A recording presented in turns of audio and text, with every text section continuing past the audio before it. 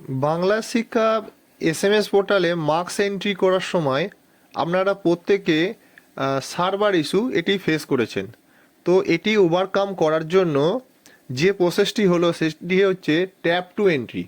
এই tap two entry করার জন্য আমি ক্রোম ব্রাউজার দিয়ে সাইটটি ওপেন করে নিয়েছি। তো এখানে আমি ক্লিক করছি। ক্লিক করলে দেখুন আমার যে তৈরি করা কিবোর্ডটি সেই কিবোর্ডটি চলে এসেছে। এখন এখানে নতুন একটি অপশান অ্যাড হয়েছে যেটির নাম হচ্ছে HPRC। তো আমি এখানে ক্লিক করব। ক্লিক করার পর যে ক্লাসে আপনি মার্কস এন্ট্রি করতে চাইছেন সেই ক্লাসকে সিলেকশন করলেন, ক্যাটাগরি সিলেকশন করলেন, সেকশন এবং সাবজেক্ট। এখানে একটি বাটন রয়েছে এন্ট্রি বাটন।